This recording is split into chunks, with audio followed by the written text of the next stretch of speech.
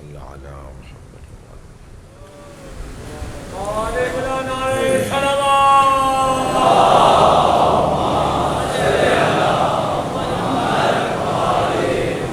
اعوذ باللہ من الشیطان الرجیم بسم اللہ الرحمن الرحیم الحمد للہ الذی لا یبلغ مدحتہ القائلون ولا يحصي نعماءه العادون ولا يعدي حقه المجتهدون الذي ليس لصفته حد محدود ولا نعت موجود ولا وقت معدود ولا أجل ممدود فطر الخلائق بقدرته ونشر الرياح برحمته الصلاة والسلام على الرسول المسدد المصطفى العمجد المحمود الأحمد سيدنا ومولانا ومولى الكونين جد الحسن والحسين عاني أبا القاسم محمد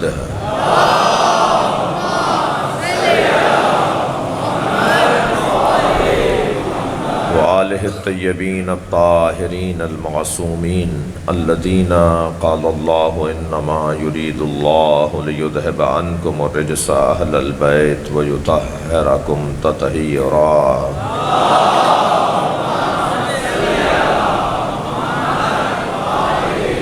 ولعنة الله على أعدائهم أجمعين من يوم عداوتهم إلى قيام يوم الدين أما بعد قال الحكيم في قرآن الكريم بسم الله الرحمن الرحيم إن الذين آمنوا وعملوا الصالحات سيجعل لهم الرحمن ودا صلوات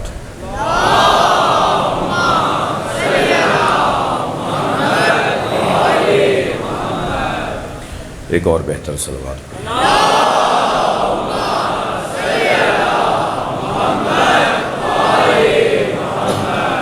سورہ مبارکہ مریم کی آیہ کریمہ جس کا نشان 96 نمبر کی آیت ہے۔ ایک مرتبہ پھر اس 5ویں مرحلہ بیان میں اسے تلاوت کیا۔ ایک نوجوان مسلسل اصرار کر رہا ہے کہ وہ مکتب اہل بیت میں داخل ہو جائے، یعنی وہ اپنی جو پریکٹس ہے اس کی نماز روزہ ادا کرنے کی اسے فقہ جعفریہ کے مطابق انجام دیا کرے۔ تو رہ جاتی تھی بات، میں اس جوان سے کہوں گا ذرا کھڑے ہو کر اپنے دوستوں کو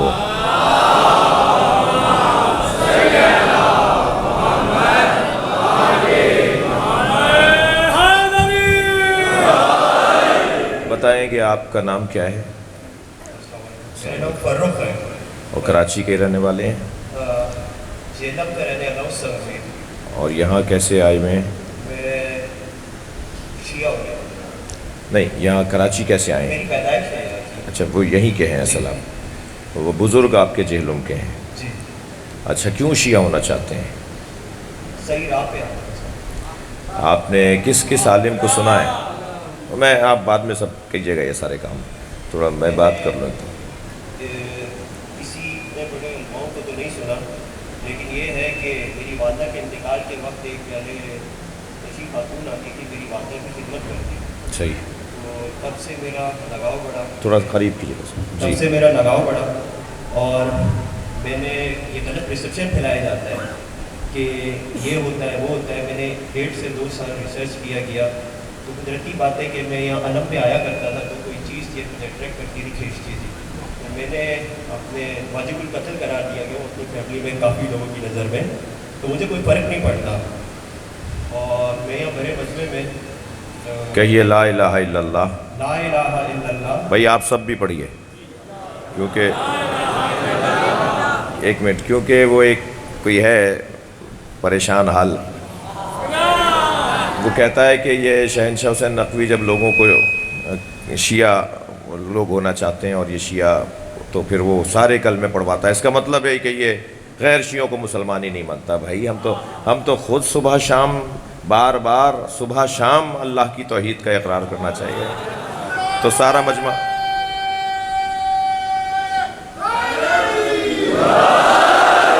تو میں ایک پہلے جواب دے دوں ان صاحب کو جنہوں نے وہ اپنے لوگوں کو غلط فہمی کا شکار کیا ہے کہ نہ صرف اس جوان کو جو شیعہ ہو رہا ہے، میں اس سے پوچھ ہی نہیں رہا کہ یہ پہلے کیا تھا، لیکن یہ ظاہر مسلمان ہے، مسلمان تھا، مسلمان ہے، اب بھی مسلمان ہی ہے.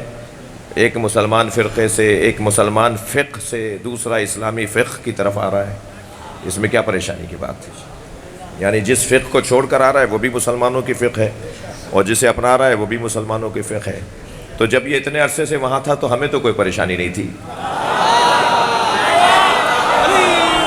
تو اب جب یہ یہاں آ رہا ہے تو تمہیں کیوں پریشانی ہو رہی ہے؟ تو میرا تو ایک تو سوال یہ ہے. دوسری بات یہ کہ آزاد چھوڑ دینا لوگوں کو. کسی کو اگر کوئی بات سمجھ میں آ رہی ہے اور وہ اگر اپنانا چاہتا ہے تو آپ اس کو دباؤ میں، پریشر میں، واجب القتل ہو جائے گا، یہ ہو جائے گا. زمانہ بدل گیا. تم نے لوگوں کی جہالت سے بہت فائدہ اٹھا لیا. اب وقت بدل گیا ہے. اب لوگ اپنے اختیار کے ساتھ اپنے دین اور مکتب کو منتخب کر سکتے ہیں. اور زمانہ پہلے بھی ایسا نہیں تھا، لیکن کچھ لوگوں کے خواہ کے ماحول کی وجہ سے. تو اب آپ سب سے بھی کہہ رہا ہوں، میں بھی کہہ رہا ہوں، آپ بھی کہیں، بولیں لا الہ الا اللہ محمد الرسول اللہ علی ولی اللہ وصی رسول اللہ وخلیفتہ بلا فاصل بلا فاصل بلا فاصل. میں اللہ کی وحدانیت، رسول اللہ کی خاتمیت، مولا علی کی ولایت کا اقرار کرتا ہوں. پہلا امام مولا علی علیہ السلام کو تسلیم کرتا ہوں. میرے دوسرے امام امام حسن علیہ السلام، تیسرے امام امام حسین علیہ السلام، چوتھے امام امام زین العابدین علیہ السلام، پانچویں امام امام محمد باقر علیہ السلام، چھٹے امام امام جعفر صادق علیہ السلام، ساتویں امام امام موسیٰ کاظم علیہ السلام، آٹھویں امام امام علی رضا علیہ السلام، نویں امام امام محمد تقی علیہ السلام، دسویں امام امام علی نقی علیہ السلام ہیں. گیارہویں امام امام حسن عسکری علیہ السلام ہیں. میں 12واں امام، آخری امام، جن پر یہ دنیا اپنا خاتمہ پائے گی، زمین عدل و انصاف سے پر ہوگی، ظلم و جور کا خاتمہ ہوگا، یعنی امام مہدی علیہ السلام عجل اللہ تعالی فرجہ الشریف کو مانتا ہوں.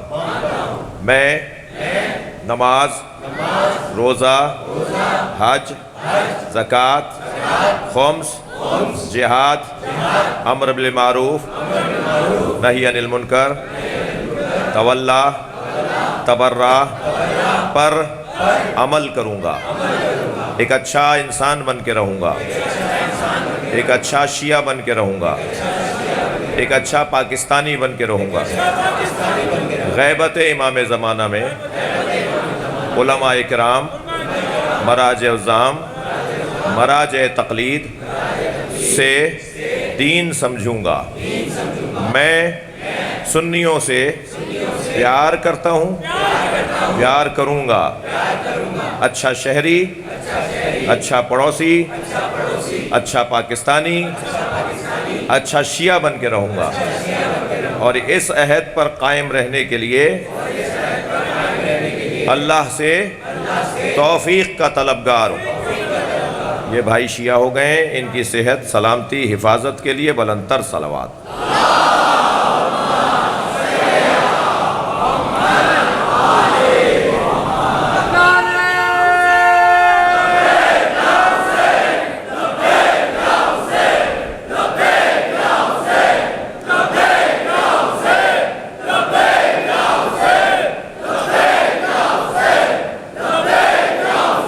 بلند تر صلوات پڑھیں۔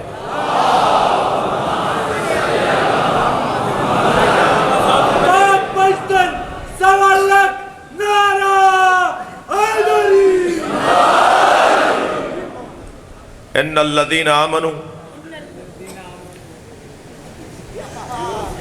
وعملوا الصالحات سیجعل لهم الرحمن ودا۔ اللہ سورہ مبارکہ مریم میں صاحبان ایمان اور صاحبان کردار کی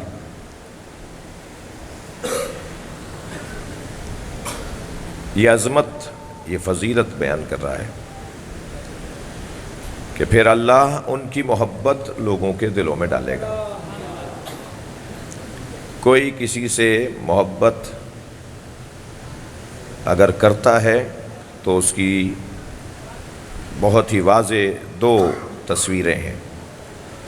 ایک کسی مادی، دنیاوی، ظاہری اور سببی یا نسبی وجہ سے کسی سے محبت کرتا ہے، جس کا بیان ہم نے شاید پہلی مجلس میں عواطف کی اقسام بیان کرتے ہوئے کہ عاطفہ، عواطف، تعلقات، ان کی قسمیں ہیں، وہ بیان کی ہم نے۔ مگر یہ تمام محبتیں محکوم ہیں ایک محبت کی، اور ایک محبت ان ساری محبتوں پر حاکم ہے، اور وہ محبت ہے جو اللہ دل میں ڈالے۔ ساری دنیا مخالف ہو جائے مگر اللہ اگر چاہتا ہے تو وہی ساری دنیا پھر محبت کرنے لگے گی۔ لہذا قاعدہ، قانون، فارمولہ یہ ہے کہ اللہ کو راضی کرنا ہے۔ اللہ راضی ہو گیا تو پھر وہ لوگوں کو خود راضی کرے گا، اور اگر اللہ ہی کو چھوڑ دیا اور اللہ کو ناراض کر دیا تو نہ لوگ مل سکیں گے، نہ اللہ مل سکے گا۔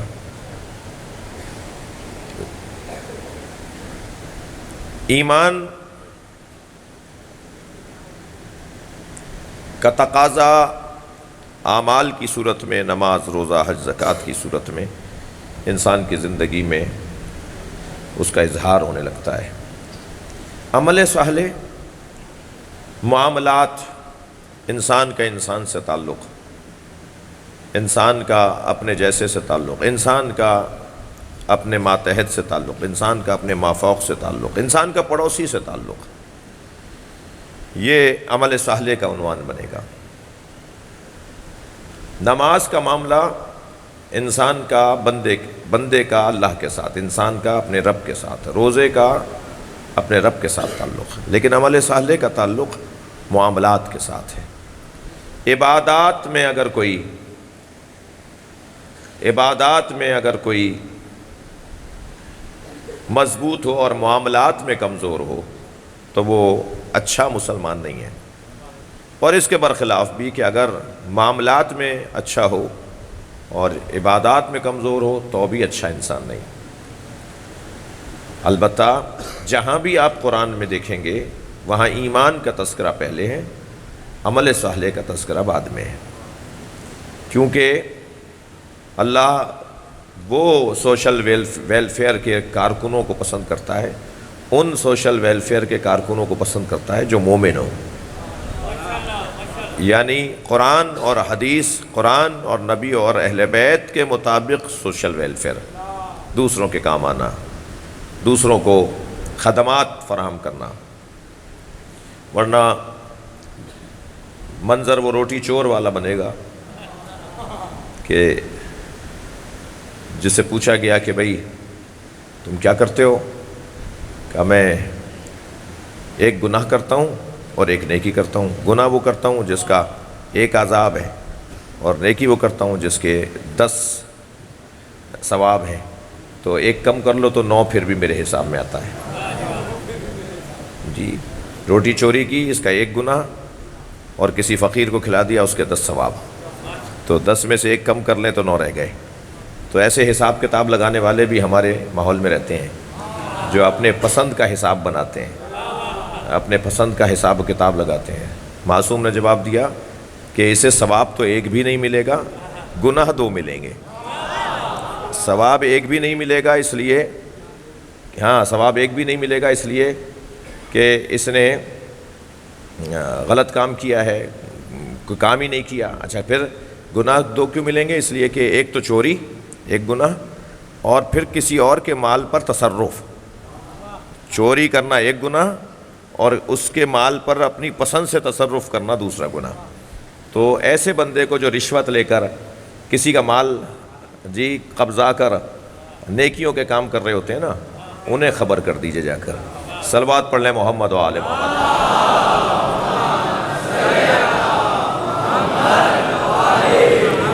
نیکیوں کے کام کرنے ہیں، ثواب کے کام کرنے ہیں اپنی محنت کے مال سے، اپنی مشقت کے مال سے. تو معاملات اور عبادات، ان الذین آمنوا وعملوا الصالحات، پھر اللہ ان کی محبت لوگوں کے دلوں میں ڈالے گا. امام حسین سے، امام سجاد سے، ائمہ اہل بیت سے، اولیاء الہی سے جو پیار ہے وہ اسی قاعدے کے مطابق. میرے بچوں جوانوں، اسے راضی کرو گے تو وہ ناراض ہو جائے گا، اور اسے راضی کرو گے تو یہ ناراض ہو جائے گا. کس کو راضی کر سکیں گے ہم بس کسی ایک کو راضی کر لیں، جس کا کام ہو سب کو راضی کرنا. لہذا میرے مولا حسین مناجات میں فرماتے ہیں، یا اللہ جس نے تجھے پا لیا اس نے کیا کھویا، اور جس نے تجھے کھو دیا اسے کیا ملا. پھر فرماتے ہیں کہ جس نے لوگوں کی خاطر، جو اللہ کو لوگوں کی خاطر چھوڑ دے، نہ اسے اللہ ملا نہ اسے لوگ ملے. لیکن جس نے اللہ کی خاطر لوگوں کو چھوڑ دیا، اسے اللہ بھی ملے گا، اسے وہ لوگ بھی ملیں گے. کیونکہ لوگوں کی محبت، لوگوں کا تعلق، یہ کام غیبی ہے، یہ کوئی کسی سے محبت کروا نہیں سکتا. اور جب بات آ جائے محبت کے مظاہرے کی اور اظہار کی، تو مولا کائنات کے باب میں جب گفتگو ہوگی تو یہ واحد ذات ہے جس کی محبت سے لوگوں کو دور ہٹانے کے لیے خرچے کیے گئے، بجٹ پاس کیے گئے، غلط فہمیاں پھیلائی گئیں، جھوٹ بولا گیا. مگر جتنا علی سے دور کرنے کی دنیا نے کوشش کی، اتنا نہیں، اس سے کہیں زیادہ. اس لیے کہ دنیا کی ساری طاقتیں جمع بھی ہو جائیں نا تو پھونک سے زیادہ نہیں ہے. میں نہیں کہہ رہا، قرآن نے کہا ہے، یریدون لیطفئوا نور اللہ بافواہہم واللہ متم نورہ ولو کرہ الکافرون ولو کرہ المشرکون. دونوں ہیں جی. کچھ لوگوں کا ارادہ ہے کہ وہ اللہ کے نور کو پھونکوں سے بجھائیں، یعنی اللہ نے ساری دنیا کی طاقتوں کو اہل بیت کے مقابل آنے پر ساری طاقتوں کو پھونک سے تعبیر کیا ہے. اس سے زیادہ اور کیا تبرہ ہوتا، اس سے زیادہ اور کیا مخالفت ہوتی، ان کی حیثیت کیا ہے. لہٰذا یاد رہے، توجہ رہے کہ جب طے ہو گیا کہ یہ کام اللہ کا ہے تو پھر اللہ کا ہی ہے. کچھ کام میرے بچوں جوانوں اللہ نے اپنے ہاتھ میں لیے ہیں، ہمیں اس میں دخالت نہیں دینی چاہیے ورنہ نقصان ہوگا. اللہ نے جو کام اپنے ہاتھ میں لیے ہیں ان میں سے ایک کام ہدایت ہے. انا علینا للہدی وانا لنا للآخرۃ والأولی. ہدایت ہمارا کام ہے، ہادی بنانا میرا کام ہے، خلیفہ بنانا میرا کام ہے، نبی بنانا میرا کام ہے، رسول میں بناؤں، امام میں بناؤں گا، ہدایت دینا میرا کام ہے. دوسرا اس نے کہا کہ رزق دینا میرا کام ہے. ما من دابۃ فی الارض الا علی اللہ رزقھا. زمین پر کوئی ہلنے والا نہیں ہے مگر اس رینگنے والے معمولی سے جانور اور کیڑے کی ذمہ داری بھی اس رینگنے والے جنبندہ، وہ جنبش کرنے والے کی رزق کی ذمہ داری بھی میرے اوپر ہے. میں اس کا رزق میں دوں گا. یہ اللہ نے اپنے پاس رکھا ہے کام۔ البتہ یہیں پر ایک غلط فہمی دور ہو جائے کہ کام اللہ کا ہے تو جس کا کام ہے اس کے کام میں ہم دخالت نہیں دیں گے، ہم دخالت نہیں دیں گے۔ یعنی ممکن ہے وہ اپنا کام کسی فرشتے سے لے جسے وہ مدبرات امر کا ہے، ممکن ہے وہ اپنا کام کسی اللہ اپنے ولی سے لے لے، تو ہم اسے نہیں پڑھائیں گے، جا کر ہم نہیں بتائیں گے کہ یہ نہیں ہو سکتا، اللہ کو ہم نہیں بتائیں گے۔ وہ جسے پسند کرتا ہے، جسے چاہتا ہے، اس کے ذریعے سے اپنے رزق کو عام کر دیتا ہے۔ لہٰذا میرے مولا سجاد کا جملہ اور فرمان آپ کو ہدیہ کر رہا ہوں۔ امام فرماتے ہیں ان اللہ یقسم ارزاق العباد، اللہ نے اپنے بندوں، اپنے لوگوں، مخلوقات، اپنے مخلوق کے رزق کو معین کیا ہے۔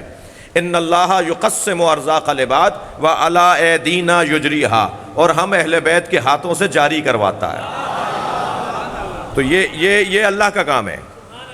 دوسرا کام اس ذات کردگار نے جو اپنے ہاتھ میں رکھا وہ ہے رزق۔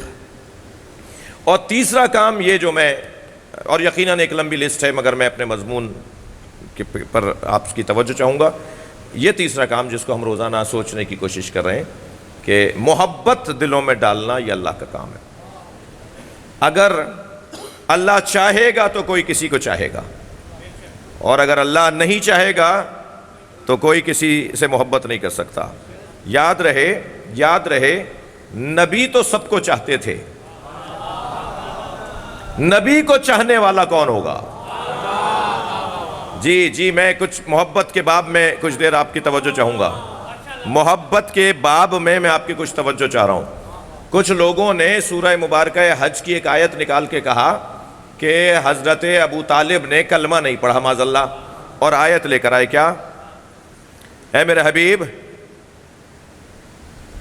لا تہدی من احببت ولکن یہدی من یشاء ولکن یہدی اللہ من یشاء۔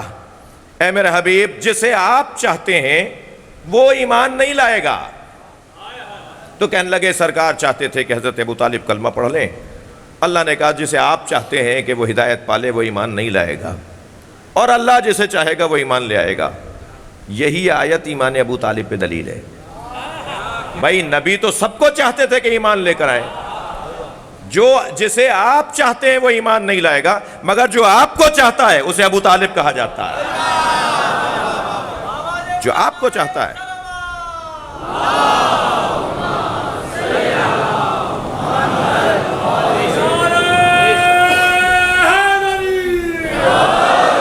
نبی کو چاہنے والا سب سے بڑا وجود حضرت ابو طالب کا، اور پھر نسلوں میں یہ محبت حضرت ابو طالب نے منتقل کر دی۔ کربلا میں مصائب کا مرحلہ میں کچھ دیر بعد آپ کی خدمت میں عرض کروں گا۔ کربلا میں ہم محاورتاً، عادتاً، روایتاً ایک جملہ کہتے ہیں کہ 18 بنی ہاشم کربلا میں شہید ہوئے۔ جی بنی ہاشم، حضرت ہاشم کے تو 4 بیٹے تھے، پھر حضرت عبد المطلب کے تو 10 بیٹے تھے۔ یہ بنی ہاشم کربلا میں شہید نہیں ہوئے، بنی ابو طالب شہید ہوئے، یعنی حضرت عبد المطلب کی اور بچوں کی اولادیں نہیں، حضرت ہاشم کی اور نسلیں نہیں، صرف حضرت ابو طالب کے بچے، اور وہ بھی 18 نہیں 52، 72 میں 52 شہید ہوئے صرف ابو طالب کی اولاد۔ جی کربلا میں جس ذات کی اولاد پوری کی پوری کٹ گئی، اور آئندہ قیامت تک اسی کی اولاد لوگوں کی ہدایت کا سامان کرے گی، اس ابو طالب سے محبت کی بات ہے تو ابو طالب نبی سے محبت کر رہے ہیں۔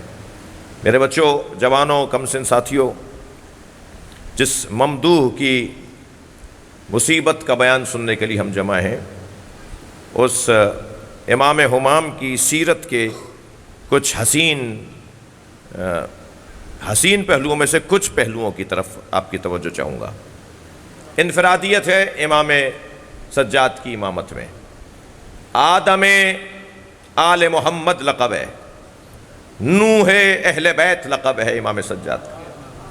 2 نبیوں سے مشابہ، آل محمد کا آدم، اہل بیت کا نوح، امام سجاد کی ذات، کہ جن سے پھر ایک مرتبہ دوبارہ آل محمد کی نسل اور اس گھرانے کی شان بان دوبارہ سے ایک مرتبہ شروع ہو رہی ہے۔ کبھی اپنے بارے میں فرماتے ہیں انا ابن الخیرتین، میں دو کمالات کی اولاد ہوں۔ ادھر فارس کے شہزادے ہیں، ننیہال یعنی پہلے امام ہیں جنہوں نے امامت اور خاندان اہل بیت کا تعلق غیر عربوں میں جن کے ذریعے ہوا ہے، یعنی بر صغیر ایران اس علاقے کے لیے، کیونکہ امام سجاد کی ایک زوجہ سندھی تھیں، سندھ سے تھیں، یہ زیدی سادات کی جو والدہ تھیں وہ سندھ کی تھیں، اور کوئی بعید نہیں ہے، کچھ کام ہوا ہے کچھ کام باقی ہے، لہٰذا میں وہ بہت ہی مضبوط انداز سے تو نہیں، ابھی کام باقی ہے تحقیق میں۔ شاید یہ ماتلی کا علاقہ، اس علاقے کی تھیں بی بی جو حضرت زید شہید کی والدہ ہیں، جی حضرت امام زین العابدین کی اہلیہ زوجہ، تفصیل میں نہیں جا رہا، اور خود ایران کی شہزادی کے فرزند ہیں، لہذا فرماتے ہیں میں دو بڑے خاندانوں کی اولاد ہوں، ادھر یزدجرد کے نواسے ہیں، ادھر علی ابن ابی طالب کے پوتے ہیں، اور اس طرح امام کی امامت کے دور سے یہ ہدایت کا سلسلہ عرب دنیا سے نکل کر اور زیادہ وسیع ہوتا چلا گیا۔ آپ کے بعد ہی، آپ کے ایام کے بعد ہی یا آپ کے ایام میں ہی حضرت بی بی پاک دامنہ لاہور آئیں گی، بی بی پاک دامنہ رقیہ بنت علی، مسلم ابن عقیل علیہ السلام کی زوجہ، حضرت عباس کی بہن۔ 2005 میں پنجاب کے وزیر اعلیٰ نے آستان قدس رضویہ امام رضا کے حرم کو خط لکھا کہ لاہور میں ایک بی بی کا مزار ہے جنہیں لوگ کہتے ہیں کہ وہ حضرت علی کی دختر ہیں، آپ بتائیں۔ جس زمانے میں یہ خط لکھا جا رہا ہے اس زمانے میں عراق کے جو حرم ہیں، عراق میں جو حرم ہیں ان کے حالات ایسے نہیں تھے، اب بھی حرم امام رضا کے برابر انتظامات نہیں ہیں عراق کے مقامات مقدسہ کی مینجمنٹ کے، جو میں کہہ رہا ہوں وہی بات سمجھی جائے۔ آج بھی اور 2005 میں بھی ایسے ہی تھا، تو حرم امام رضا کو خط لکھا جاتا ہے، انہوں نے 2015 میں 10 سال کے بعد جواب دیا ہے، 2 صفحوں کا جواب ہے، اور آستان قدس رضویہ کے تحقیقات کے شعبے کے ڈائریکٹر مدیر ان کے دستخط سے مہر سے وہ 2 صفحوں کا جواب ہے، جس میں خلاصہ اور مختصر جو آخر میں جا کر 3 لائنوں سے پہلے جو ایک اہم ترین لائن ہے جسے انہوں نے بولڈ کر کے لکھا ہے، اسے تھوڑا سا بڑا کر کے لکھا ہے، اس کے اندر وہ کہتے ہیں کہ یہ بی بی مولا علی ہی کی بیٹی حضرت مسلم ابن عقیل کی زوجہ ہیں۔ اس خطے میں مولا علی کی دختر جناب بی بی پاک دامنہ کا مزار ہے، یعنی رقیہ بنت علی، جن کے مزار سے متعلق ہم مسلسل آواز اٹھاتے آ رہے ہیں، اور ہم مطمئن نہیں ہیں جو وہاں تعمیرات ہو رہی ہیں، وہاں اب تک 18 کروڑ لگائے جا چکے ہیں، مگر غیر معیاری کام ہو رہا ہے، ہم مطمئن نہیں ہیں، اور نہ صرف میں مطمئن نہیں ہوں، یعنی ہم مطمئن نہیں ہیں کراچی والے یا کراچی میں جو لوگ جانتے ہیں، کیونکہ مسئلہ یہ لاہور کا نہیں ہے، مسئلہ اس خطے کا ہے۔ لاہور کے مومنین بھی اور لاہور کے زائرین بھی جو حرم میں جاتے ہیں بی بی کو سلام کرنے جاتے ہیں، وہ بھی مطمئن نہیں ہیں۔ اسی دور میں اس سے کچھ عرصے بعد، اچھا بات ضمنی ہے لہٰذا زیادہ رکنا بنتا نہیں ہے اس موضوع پر، مگر آپ کی توجہات اور آپ کا جو مجھ پہ اس وقت توجہ ہے وہ مجھے مجبور کر رہا ہے کہ 1-2 جملے اور کہہ دوں۔ حضرت مختار کے زمانے میں مکران کے ساحل پر ان بیویوں کو پہنچایا گیا، حضرت مختار سے انہوں نے کہا کہ ہمیں کسی محفوظ جگہ پر منتقل کریں، تو اس وقت میں کوفہ کا جو گورنر تھا وہ سندھ کو دیکھتا تھا، سندھ ایک اعتبار سے گلگت تک تھا اور ملتان تک تو تھا ہی، تو سندھ اور ہند یہی 2 لفظ اس خطے کے لیے روایات میں آئے، ائمہ نے اپنی زبان پہ یا سندھ کا لفظ بولا ہے یا ہند کا لفظ بولا ہے، اور یہاں سے سندھ کے اور ہند کے صحابی بھی ائمہ کے صحابی بھی رہے ہیں، سندھ کے صحابی بھی رہے ہیں، سندھی صحابی یعنی اسی خطے کے، اور ہند کے افراد بھی شاگردی کے لیے سیکھنے کے لیے ائمہ اہل بیت کے پاس گئے. اور بہرحال تو مکران کے کہہ لیجئے آپ گوادر مثلا اس حصے کے اندر انہوں نے حضرت مختار نے ان بیویوں کو یہاں پہنچایا، اور اسی سے متعلق اسی سے جڑے ہوئے کچھ سالوں میں حضرت عبداللہ شاہ غازی کی آمد یہاں ہوتی ہے. یہ دور امام جعفر صادق کا ہے. اور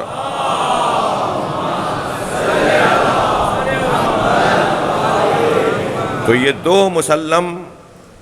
اچھا اب اگر اس حرم امام رضا کی تحقیق و تصدیق کے اوپر کوئی ان من کرے، اگر مگر کرے، تو وہ پہلے اپنے آپ کو ثابت کرے کہ وہ کتنا بڑا خود محقق ہے. یا تو وہ خود محقق ہو تو بات کرے، ورنہ جو تحقیقاتی ادارے ہیں ان کی بات کو مان لے، اور اہل کی بات مان لینا اور ایکسپرٹ کی بات کو مان لینا ہی غنیمت ہے. یہی ایک رستہ ہے بہت سارے مسئلوں کے حل ہو جانے کا. عزیزو، آج کچھ گفتگو اپنے نوعیت کی ہو گئی. امام کی سیرت کے حسین پہلوؤں میں سے 2 یا 3 پہلوؤں کی طرف توجہ. دور حدیث کی ممنوع اور بیان کرنے پہ پابندی کا دور ہے. دوسرے دور حکومت نبی مکرم کے بعد، سرکار کی رحلت کے بعد دوسرے دور حکومت میں حدیث کو روکا گیا کہ کوئی حدیث نہیں بول سکتا، قرآن کی بات کرو بس، حدیث سے متعلق کوئی بات نہ کرے. آج حدیث کے نام پہ ادارے بنانا اور تنظیمیں بنانا آسان ہے، مگر کوئی یہ بتائے کہ حدیث کے ساتھ ہوا کیا. 80 سال تک حدیث بیان کرنے پہ پابندی. اسی مجلس میں مجھے نہیں لگتا کہ کوئی 80 سال کے 2-3 سے زیادہ عزادار تشریف فرما ہوں گے. 80 سال میں تو پھر بھولنے کی کیفیت ہو جاتی ہے، پھر انسان بھول جاتا ہے، پھر اسے یاد نہیں رہتا. 80 سال کے بعد آپ پوچھیں گے کہ صاحب آپ کو یاد ہے کہ سرکار نے کیا فرمایا تھا؟ آپ صحابی ہیں، آپ 90 سال کے ہیں، 80 سال کے بعد مثلا 10 سال کے تھے جب سرکار کو دیکھا تھا تو یاد ہے؟ کہیں گے 10 سال کا تھا، اس کے بعد تو بیان ہی نہیں کرنے دیا، وہ جو کچھ تھا ذہن میں وہ بھی ہمارے نکل گیا. کتنا بڑا تاریخی اعتبار سے مسلمانوں کے ساتھ ظلم ہوا ہے، اسے بیان کر دیں تو مسائل کھڑے ہو جاتے ہیں. اس کی تفصیل میں چلے جائیں تو پریشانیاں بڑھنا شروع ہو جاتی ہیں. حضرت عمر ابن عبدالعزیز، کیونکہ معصوم امام نے کہا ہے کہ یہ ہمارے لیے بہتر تھا، اس لیے میں احترام سے نام لے رہا ہوں. حضرت عمر ابن عبدالعزیز نے آ کر یہ 3 نوٹیفیکیشن جاری کیے اپنی حکومت میں. ایک، فدق واپس کرو، آل رسول کو، فاطمہ کی اولاد کو، سیدہ کی اولاد کو فدق واپس کرنے کی بات کی. دوسرا، اس نے مولا پہ جو سب و شتم ہوتا تھا، مولا پہ لعن کی جاتی تھی، بچوں جوانوں کیا بتایا جائے. ممبر پر کوئی خطیب اس وقت تک خطبہ مکمل نہیں کرتا تھا، اور اگر کبھی بھولے سے یا قصدن وہ مولا کو کچھ کہے بغیر، گالی دیے بغیر، لعن کیے بغیر، سب کیے بغیر اپنی گفتگو شروع کر دیتا تھا تو مجمع ٹوکتا تھا کہ آپ نے آدھا خطبہ پڑھا ہے، علی کو تو کچھ کہیے. تو پھر مولا علی کو برا بولتا تھا پہلے، پھر وہ خطبہ شروع کرتا تھا. یہ ہوا ہے 10 سال تک، اور یہ اس نے پابندی ختم کروائی. اور تیسرا کام اس نے حدیث جو ممنوع تھی کہ کوئی بیان نہیں کر سکتا، اسے آزاد کیا کہ نہیں، جسے حدیثیں یاد ہیں وہ بتائیں. اب ظاہر ہے اتنی مدت کے بعد کیا رہا ہوگا، مگر میں اپنے مضمون پر ہوں، مگر امام اسے کہتے ہیں جو حالات سے متاثر نہ ہوتا ہو بلکہ حالات کو متاثر کرتا ہو. میں اور آپ جس دروازے کے مرید ہیں نا، وہ حالات سے متاثر ہونے والے لوگ نہیں ہیں، بلکہ حالات کو اپنے حق میں تبدیل کرنا جانتے ہیں. یہی ان کی امامت کا ایک حصہ ہے. تم نے حدیث پر پابندی لگا دی، توجہ، تم نے حدیث پر پابندی لگا دی کہ کوئی مسجد میں حدیث بیان نہیں کر سکتا، کوئی مجمع میں نبی کا قول فرمان نہیں سنا سکتا. ہم تمہارے پابند نہیں ہیں، لہٰذا امام ایک وقت میں اپنے گھر میں 100 غلام اور کنیزوں کو رکھتے تھے، 100 لوگوں کو گھر میں رکھتے تھے کنیز اور غلام کے عنوان سے، اور انہیں محدث بنا کر، حدیثیں سکھا کر، جب دیکھتے تھے کہ یہ عالم اور فقیہ بن گئے، پانی پلانے کے بہانے سے آزاد کر کے مبلغ بنا دیتے. خود جی 70 کنیزیں، 30 غلام ہیں، بستر اپنا خود پھیلاتے ہیں، بستر اپنا خود سمیٹتے ہیں، اپنے ذاتی کام خود کرتے ہیں، پھر اتنی بڑی تعداد میں غلاموں اور کنیزوں کا کیا سبب؟ کچھ کو آزاد کیا، کچھ کو اور خرید لیا، انہیں گھر میں رکھ کر انہیں احادیث، تعلیمات، تفسیر قرآن پڑھا کر ایک مضبوط مبلغ بنا کر پھر امام، گھر میں تو تم نہیں رک سکتے نا مجھے، مثلا امام کا ایک زبان حال یہ کہ تم ہمیں گھر میں تو نہیں روک سکتے نا، ہم اپنے گھر میں حدیث پڑھا رہے ہیں، مسجد میں نہیں بیان کر رہے۔ اتنا برا حال تھا کہ امام نسائی کو صرف حدیث بیان کرنے پر لات مکے مارے گئے، ڈنڈے گھوسے مارے گئے کہ امام نسائی زخموں کی تاب نہ لا کر چند دنوں بعد ہی شہید ہو گئے۔ امام نسائی، سنن نسائی والے امام نسائی، وہ شہید راہ ولایت علی ہیں، کیونکہ انہوں نے من کنت مولا فہاد علی مولا، یہ حدیث مسجد میں صحیح السند کہہ کر بیان کی تھی اور کہا تھا یہ حدیث صحیح ہے، جس جرم میں انہیں مار دیا گیا۔ یہ دور امام سجاد کی امامت کا دور، اور آپ نے اس انداز سے اللہ کے دین کو اور قرآن کی تفسیر کو، اپنے شاگردوں کو اس انداز سے تربیت دی۔ دوسرا امام کی سیرت کا ایک پہلو، اللہ امام انہیں بناتا ہے کہ جو صبر میں زیادہ ہوں اور صابر بڑے ہوں، بڑے صابروں کو اللہ امام بناتا ہے، ہر صابر کو بھی نہیں۔ وَجَعَلْنَا مِنْهُمْ أَئِمَّةً يَهْدُونَ بِأَمْرِنَا لَمَّا صَبَرُوا وَكَانُوا بِآيَاتِنَا يُوقِنُونَ، جو صبر کرنے والے ہیں وہ امام بنتے ہیں۔ امام سجاد نے اپنے صبر کا مظاہرہ دعاؤں کی صورت میں کیا ہے، 57 دعائیں، 50 علیحدہ اور 7 ملحقات، 57 دعائیں امام سجاد کی صحیفہ سجادیہ سے وابستہ ہیں۔ عنوان یہ ہے، خود اپنے بچوں کو لکھوایا، حضرت زید شہید اور حضرت عبداللہ ابن علی، انہیں لکھوایا کہ تم لکھو، یہ دعا لکھو، پھر انہوں نے اپنے شاگردوں کو لکھوایا، پھر انہوں نے اپنے شاگردوں کو لکھوایا۔ اس طرح 2 شخصیتوں نے امام سجاد سے یہ دعائیں لیں، اور سند کے اعتبار سے مکمل سند ان کی ہے، اور کلام متن پکار کے بولتا ہے کہ بولنے والا کوئی علی ہے، ہر ایک کے بس کی بات نہیں ہے ایسا بولنا۔ جس گہرائی اور جس گہرائی کے ساتھ امام اللہ سے بات کر رہے ہیں مناجات کی صورت میں، یہ دوسرا صبر کا مظاہرہ اور سیرت کا ایک حسین پہلو۔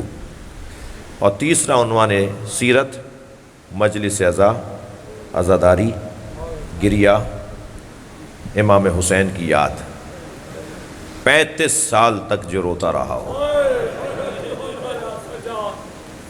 35 سال تک جس نے گریہ کیا ہو۔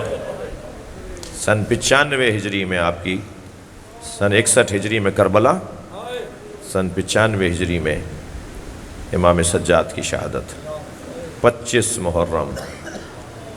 مولا آج شہادت کا دن گزر گیا، نہ جانے ہم کتنی دفعہ مسکرائے ہوں گے، کتنی دفعہ ہم یہ بھی بھول گئے ہوں گے کہ آج اہل بیت کے گھر میں ماتم بپا ہے، وہ جا رہا ہے جو حسین پہ روتا تھا، حسین کا عزادار جا رہا ہے۔ اجرکم اللہ۔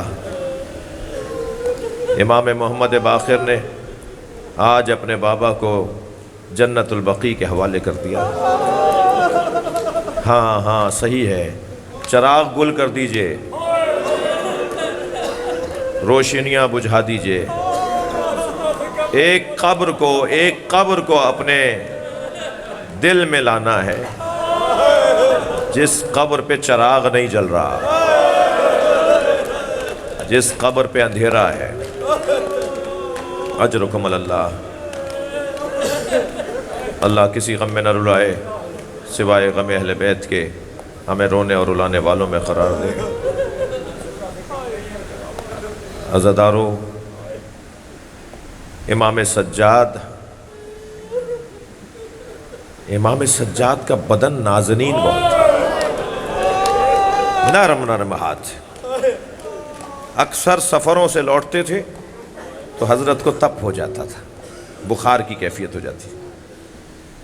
اللہ نے بدن بہت، ننیال کی طرف سے شہزادے ددیحال کی طرف سے آپ کے خاص انداز، بدن بہت نازنین تھا. جو نازنین نرم نرمات، جو نازنین بدن ہو اس بدن پہ تازیانے مارے جائیں، اس بدن میں اللہ اللہ اللہ آپ کو کوئی غم نہ دے سوائے غم اہل بیت کے، کوئی غم نہ ہو، ہمیں رونے اور لانے والوں میں قرار دے. اجرکم اللہ، اجرکم اللہ. آمادہ ہوئیے، مجھے جلدی نہیں ہے، آج شہادت کی مجلس ہے اور ابھی آپ ایک تابوت کی زیارت کریں گے. رونے والوں سے کہوں گا کہ خیال رہے زخمی امام کا تابوت ہے، اس امام کا تابوت ہے جس امام کو غسل دیتے ہوئے امام سجاد بلند آواز سے روئے. عزادارو، اس کا سبب یہی تھا کہ امام کے بدن پہ اب بھی نشانات موجود ہیں. اجرکم اللہ. امام سجاد عصر عاشور سے کچھ قبل بستر علالت پر ہیں کہ محسوس کیا جیسے کوئی تلووں کا بوسہ دے رہا ہے. اسی غشی کی کیفیت میں امام نے آنکھیں کھول کر دیکھا تو کیا دیکھا؟ علی اکبر پیر پکڑے بیٹھے اور امام سجاد کے پیروں کا بوسہ دے رہے ہیں. بھائی میں آپ سے بس ملنے آیا ہوں، بھائی میں آپ کو دیکھنے آیا ہوں. حضرت علی اکبر بھائی سے رخصت لے کر گئے، آپ کی آنکھوں میں آنسو آ گئے، رونا چاہ رہے ہیں نا. میں حضرت علی اکبر سے کہوں گا مولا امام سجاد کی پیشانی کا بوسہ دیا ہوتا، امام سجاد کے ہاتھوں کا بوسہ دیا ہوتا، یا آپ نے امام سجاد کے پیروں کا بوسہ کیوں دیا ہے؟ شاید سبب یہی تھا ان پیروں میں کانٹے چبھیں گے، کوفہ و شام کے بازاروں سے گزرے گا، یہ پیر زخمی ہو جائیں گے. بھائی میں نہیں رہوں گا، تم تنہا رہو گے. کربلا کے میدان میں امام حسین کے ساتھ قربانی دینے والے تو بہت تھے، مگر رونے والوں امام سجاد کی غربت اور امتحان دیکھیے. امام سجاد کے ساتھ کوئی ساتھ دینے والا نہیں ہے، اکیلے ہیں، ماں بہنوں کو لے کے جا رہے ہیں. میں تو کبھی کبھی سوچتا ہوں تو میرے ہاتھ پیر کانپنے لگتے ہیں. ہماری بچی کو اگر کوئی گھور کے دیکھ لے تو ہم سے کھانا پانی اڑ جاتا ہے. اگر کوئی شام کے دربار میں بیٹھا ہوا جناب سکینہ کو اشارہ کر رہا ہوں، اجرکم اللہ، اجرکم اللہ. کیا گزری ہوگی امام سجاد پر جب ایک شخص نے جناب سکینہ کی طرف اشارہ کیا. میں نے ایک بزرگ عالم دین سے یہ جملہ سنا کہ جناب سکینہ بھائی سے لپٹ گئی اور کہا بھیا یہ تو سنا تھا کہ ہمیں اسیر کیا جائے گا، مگر یہ نہیں سنا تھا کہ ہمیں کنیزی میں بھی مانگا جائے. اجرکم اللہ، اجرکم اللہ. اللہ آپ کو کوئی غم نہ دے.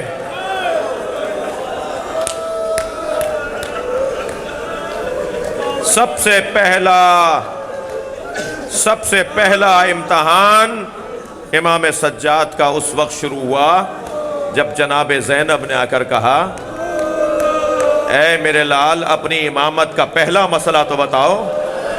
چادریں چھن چکی ہیں، خیمے لٹ چکے ہیں، بتاؤ بغیر چادر کے باہر جائیں یا ان خیموں میں جل جائیں؟ اجرکم اللہ. امام سجاد نے فرمایا علیکم بالفرار، پھوپھی اماں باہر جانا واجب ہے. یہ پہلا مسئلہ امام سجاد سے پوچھا جا رہا ہے. اب امام سجاد خیمے میں ہیں، بستر علالت پر ہیں، خیمہ جل رہا ہے، امام اپنے پیروں سے چل کر نہیں آ سکتے. عجیب امتحان ہے، عجیب امامت کا آغاز ہے. ایک یزیدی لشکر کا سپاہی کہتا ہے کہ میں نے دیکھا خیمے جل رہے تھے تو ایک خاتون جلتے ہوئے خیمے میں جانا چاہتی تھی اور خیمے کی جلتی ہوئی چوب سے ٹکراتی تھی اور پھر وہ رستہ بدل کے خیمے میں جانا چاہتی تھی.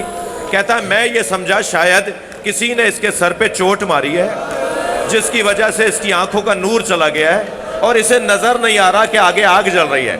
تو کہتا ہے میں قریب آیا اور میں نے کہا تمہیں نظر نہیں آتا बीबी आगे तो आग जल रही है, तुम आग में क्यों जाना चाहती हो? तो वो बीबी मुड़ी और कहने लगी, या शेख इन्ना लना फीहा अलीलन, इस खैमे में हमारा एक बीमार रह गया जो अपने पैरों से चल के नहीं आ सकता। वो बीबी जलते हुए खैमे में गई और अपनी पुष्प पर बीमार भतीजे को उठा कर लाई। अजरुकम अल्लाह।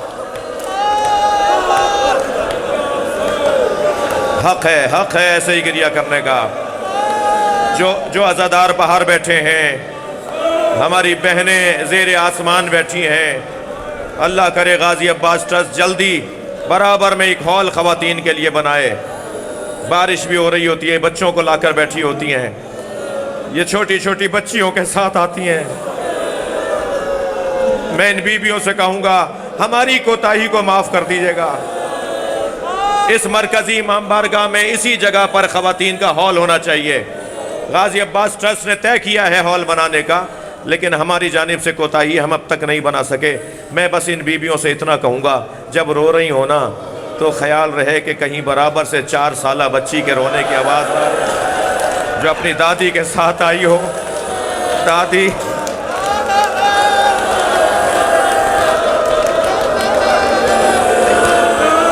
अजरुकम अल्लाह।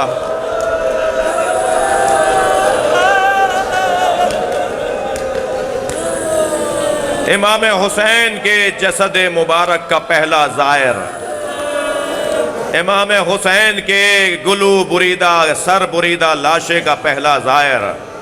सख्त जुमला कहना जा रहा हूँ, इमाम पर घोड़े दौड़ाए गए, इमाम की पसलियां कमर से निकल रही थी। रिवायत कहती है, ऐसा लाशा देखा बेटे ने, ऐसा लाशा देखा इमाम सज्जाद ने। इमाम के चेहरे का रंग बदलने लगा। जो ज़ैनब किस मुसीबत से ऊंट पर बैठी थी, उस बीबी ज़ैनब ने जब देखा ज़ैनुल आबिदीन की रूह परवास कर रही है, खड़े भाई के बाबा के लाशे को देख रहे हैं, भाई के लाशे को, जनाब ज़ैनब के भाई के लाशे को देख रहे हैं कि जनाब ज़ैनब ने ऊंट के बिठाने का इंतजार नहीं किया कि ऊंट बैठ जाए तो बीबी उतरे। बीबी ने खड़े ऊंट से खुद को गिरा दिया। इमाम सज्जाद ने जब फूफी को गिरते देखा, हमारे तो किसी अजीज को एक धक्का लग जाए, अगर वो जमीन पर गिर जाए तो हमारी तो जिंदगियां एक मर्तबा बेमाना होकर रह जाती हैं। जनाब ज़ैनब ऊंट से गिरी, इमाम सज्जाद आगे आए, कहा फूफी अम्मा ये क्या हुआ? तो बीबी ने फरमाया, पहले तुम बताओ तुम्हारा क्या हाल है। क्या 2 कदम आगे आइए और बाबा का लाशा देखिए और फिर मुझे इंसाफ दीजिए, मुझे हक दीजिए कि मेरा क्या हाल है। अब एक बहन भाई के लाशे पर आई है, एक बेटा बाबा के लाशे पे खड़ा है, और लाशे का हाल यह है कि पटका खोलने वाले ने हाथ काट दिए, अंगूठी उतारने वाले ने अंगुश्ते मुबारक को काट दिया, बदन पे 10 घोड़े दौड़ाए गए, हुसैन का बदन मुक़त्तउल आज़ा, एक बाप के लाशे पर बेटा, एक भाई के लाशे पर बहन खड़ी है। जनाबे ज़ैनब ने आवाज दिया, अंता अखी ज़ैनब, क्या तुम ही ज़ैनब के भाई हुसैन हो? अभी तो बेटा और बहन थे, अब क्या देखा कि बराबर में सकीना खड़ी है। अजब नहीं, जनाबे ज़ैनब से पूछा हो, फूफी अम्मा ये किसका लाशा है? क्या बताए फूफी के किसका लाशा है? सकीना तुम्हारे बाबा का लाशा है। अजर कमल अल्लाह। थकेंगे नहीं अज़ादारों, मुझे जल्दी नहीं है। तसल्ली करके गिरिया कीजिए, हौसला करके गिरिया कीजिए। कुछ लोगों का हाल में गैर होते देख रहा हूं, मगर एक जुमला कहूंगा, हम में से कोई मरेगा नहीं, इसलिए कि ज़ैनब कुबरा के सामने सकीना पर हाथ उठाया गया, इमाम सज्जाद के सामने तमाचा मारा गया।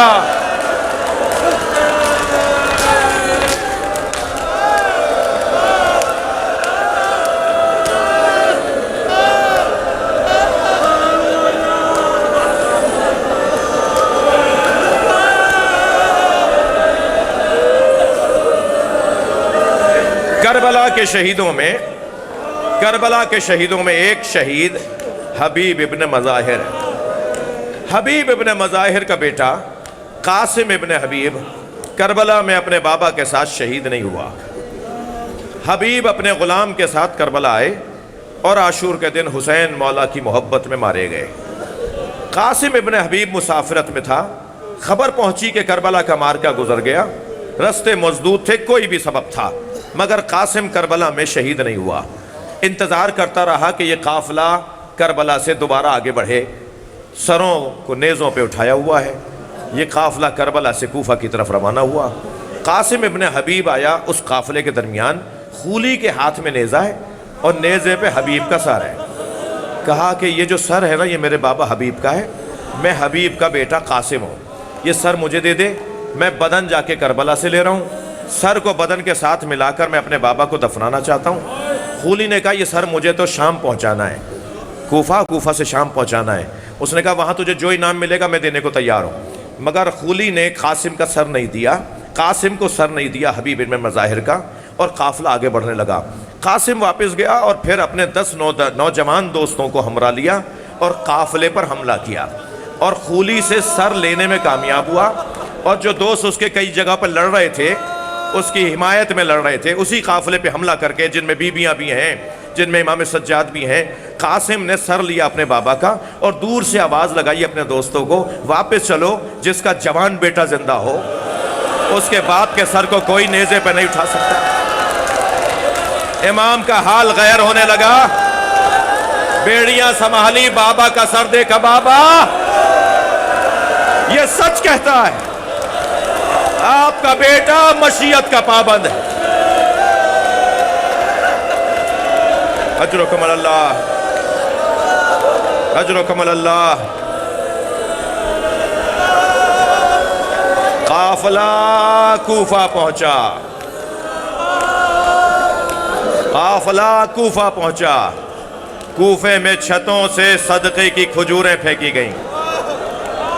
بچے تھے نا، پیاسے بھی تھے اور بھوکے بھی تھے۔ ایک خاتون ایک تشت میں کھجوریں لے کر آئی اپنے مالک کی صدقے کے طور پر۔ ایک بچے نے ایک دانہ اٹھایا ہی تھا کہ جناب زینب کی آواز آئی الصدقہ تو علینا حرام۔ اس بچے نے وہ دانہ واپس رکھ دیا۔ وہ خاتون اتر کر آئی اور کہنے لگی بی بی صدقہ تو اہل بیت پہ حرام ہے، آپ کون ہیں جو کہہ رہی ہیں صدقہ حرام ہے؟ صدقہ ہم پہ حرام ہے۔ جناب زینب نے فرمایا تو اہل بیت کو پہچانتی ہے؟ کہنے لگی اہل بیت کے فرد فرید کو حسین کہا جاتا ہے، حسین کے ایک بچے کو علی ابن الحسین، علی زین العابدین کہا جاتا ہے۔ بیوی نے فرمایا حسین کی بہن کو جانتی ہے؟ عجب نہیں کہا او بی بی بازار نہ ہوتا تو حسین کی بہن کا نام بتاتی۔ جیسے ہی ادب کرنے والی ملی نا، جناب زینب کی آواز آئی ام حبیبہ پہچانو، یہ تمہارے سامنے زینب کھڑی ہے، وہ اسیر بیڑیوں ہتھکڑیوں میں جکڑا علی ابن الحسین زین العابدین۔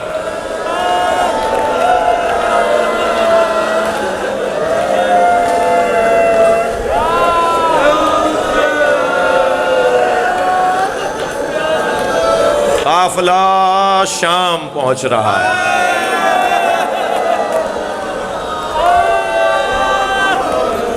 شام کے ساتھ ایسا لگتا ہے جیسے شام غریبہ۔ جب کبھی لفظ شام بولا جاتا ہے نا تو ایسا لگتا ہے جیسے شام غریبہ، جو کچھ بچا ہوا تھا اب لٹے گا۔ اجرکم اللہ۔ امام سے جب کبھی کسی نے پوچھا مولا سب سے زیادہ مصیبت کہاں آئی، تو ایک ٹھنڈی سانس بھر کے کہا الشام، الشام، الشام، بازار شام، دربار شام، زندان شام۔ اجرکم اللہ۔ جب کبھی پانی سامنے آتا تھا نا امام کے تو بہت دیر تک گریا کرتے تھے، اور پوچھنے پہ فرماتے تھے یہ وہی پانی ہے جو میرے بابا نے علی اصغر کے لیے مانگا تھا؟ کھانا سامنے آتا تھا، امام کی آنکھوں میں آنسو آ جاتے تھے۔ اجرکم اللہ۔ قافلہ شام پہنچا ہے، امام سے جب کسی نے پوچھا تو امام نے فرمایا 7 ایسی مصیبتیں ہیں جو میرے ذہن سے نہیں نکلتی۔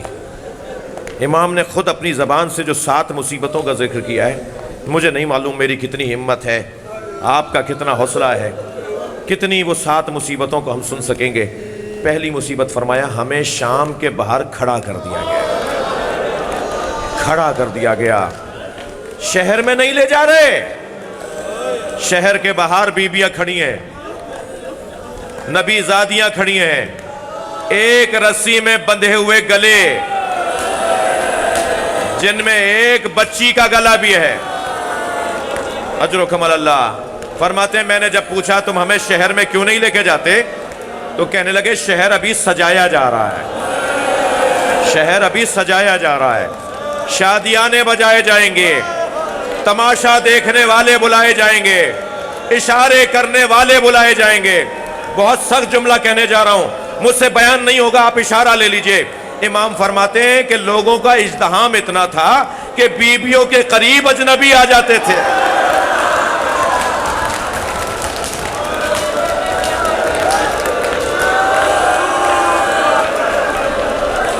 اجرکم اللہ۔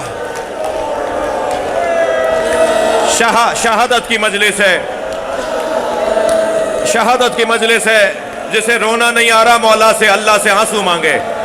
یہ ایک آنسو بڑے کام کا سرمایہ ہے۔ اس دنیا میں غم دنیا سے نجات دیتا ہے، آخرت میں غم آخرت سے نجات دے گا، مصطفیٰ کو راضی کرے گا۔ میں بچوں اور جوانوں سے جنہیں رونا نہیں آتا وہ اللہ سے مجلس میں آنسو مانگا کریں۔ فرماتے ہیں شہر کو سجایا گیا اور پھر ہمیں شہر میں لے جایا گیا۔ شہر سجا ہوا تھا، شادیانے بج رہے تھے، رقص اور طرب کا ماحول تھا، اس میں نبی زادیوں کو لے جایا گیا۔ سخت جملے۔ اب دوسری مصیبت جسے امام کہتے ہیں نا مجھ سے بھولا ہی نہیں جاتی، فرماتے ہیں دوسری مصیبت جو شام میں ہم پر آئی، جو میرے ذہن سے نہیں نکلتی، فرمانے لگے ایسے کھینچا جا رہا تھا جیسے بیچے جانے والے غلاموں کو کھینچا جاتا۔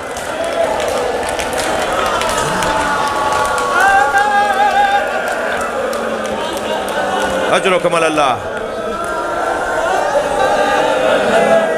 تیسری مصیبت، امام فرماتے ہیں تیسری مصیبت جو میرے ذہن سے نہیں نکلتی، جو ماحول تھا۔ اچھا دیکھیے کوفہ اور شام میں ایک فرق ضرور تھا۔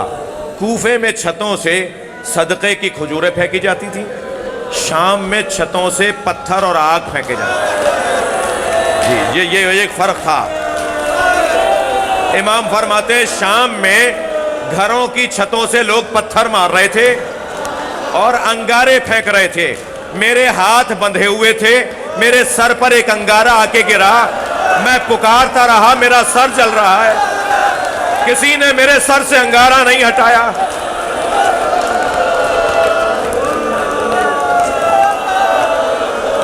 اجرکم اللہ۔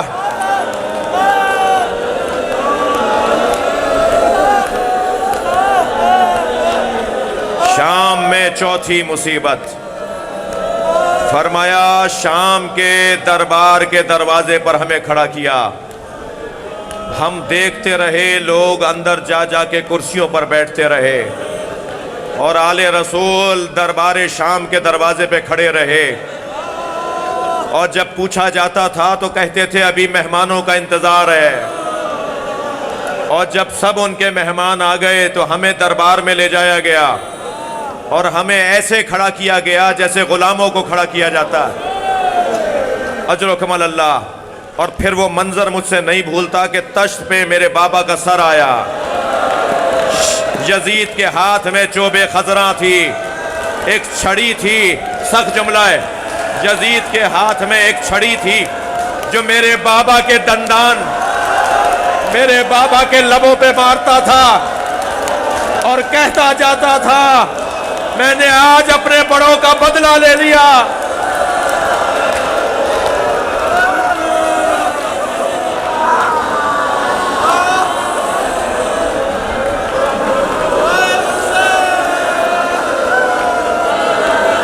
अजरकम अल्लाह। मुसीबतों में एक मुसीबत इमाम फरमाते हैं, हमें शाम के उस जिंदान में रखा जिसकी छत नहीं थी। अजरकम अल्लाह, अजरकम अल्लाह। ऐसे जिंदान में, ऐसे खराबे में रखा जिसकी छत नहीं थी। दिन में धूप पड़ती थी, रात में ओस पड़ती थी, बीवियों के चेहरे बदलते चले गए, मेरी फूफी ज़ईफ होती चली गई। अजर कमल अल्लाह। और फिर फरमाते हैं शाम की एक बड़ी मुसीबत भी सुन लो, शाम के जिंदान की एक बड़ी मुसीबत भी सुन लो। मेरी बहन सोते सोते उठी, बाबा बाबा, फूफी अम्मा बाबा आए थे। कभी एक कोने में जाती हैं, मेरे बाबा यहां तो नहीं है। कभी अम्मा रबाब का बाजू हिला के कहती है, बाबा कहां गए। कभी ज़ैनुल आबिदीन मौला से जाके कहती हैं, भैया बाबा आए थे, वो कह रहे थे मैं तुम्हें लेने आया हूं, भैया मैं तो बाबा के साथ जाऊंगी। क्या जवाब दे सकीना को। बाबा बाबा की आवाजें बुलंद हुई। यजीद के आराम में खलल आया। अपने गुलामों कनीजों को बुलाकर कहा, ये बच्ची क्यों रो रही है। क्या इसने ख्वाब देखा है, हुसैन को ख्वाब में देखा है, अपने बाबा को याद कर रही है। कहने लगा सर भेज दो, सर भेज दो। एक तश्त में सर लाके जिंदान में रखा गया। जब रुमाल हटाया गया ना, तो जनाब सकीना ने पहले तो गौर से देखा और फिर गौर से देखकर कहा, भैया ये किसका सर है। कहा, सकीना तुम बाबा को याद कर रही थी, ये बाबा का सर है। मुझसे बयान नहीं हो पाएगा। एक अरब खतीब से मैंने ये मंजर सुना कि जैसे ही बताया नहीं बाबा का सर है, तो बीबी जहां बैठी थी वहां से खड़ी हुई, 2 मर्तबा जमीन पे गिरी, फिर उठी, बाबा, और आगे बढ़ के बाबा के सर को गोद में लिया और पहला सवाल ये किया, बाबा आपके रुखसारों पे किसका खून है। बाबा आपकी रगें किसने काटी। बाबा आपकी पेशानी पर चोट कैसी है। फिर कहा, बाबा मेरी बालियां भी उतार ली, बाबा मुझे तमाचे मारे। बच्ची बाबा बाबा कहती कहती खामोश हो गई। बाबा के मुंह पे मुंह रख दिया। इमाम सज्जाद आगे बढ़े, आवाज दी, फूफी अम्मा ज़ैनब, अम्मा रबाब को संभालो। आवाज आई, इन्ना लिल्लाह।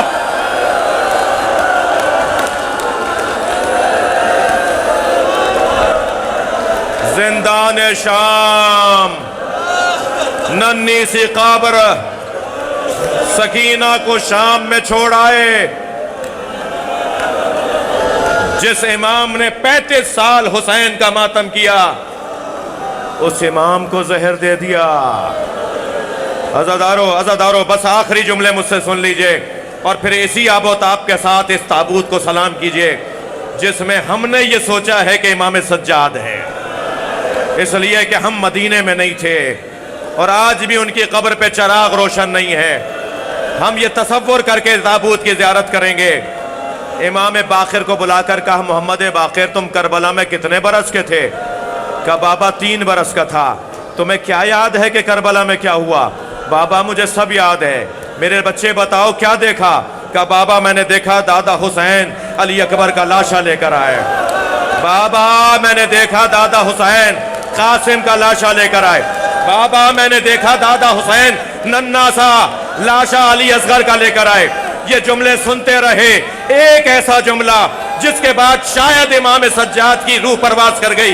जुमला ये था, बाबा मैंने दादी ज़ैनब के सर से चादर उतरती देखी। आवाज आई, इन्ना लिल्लाह व इन्ना इलैहि राजिऊन। या हुसैन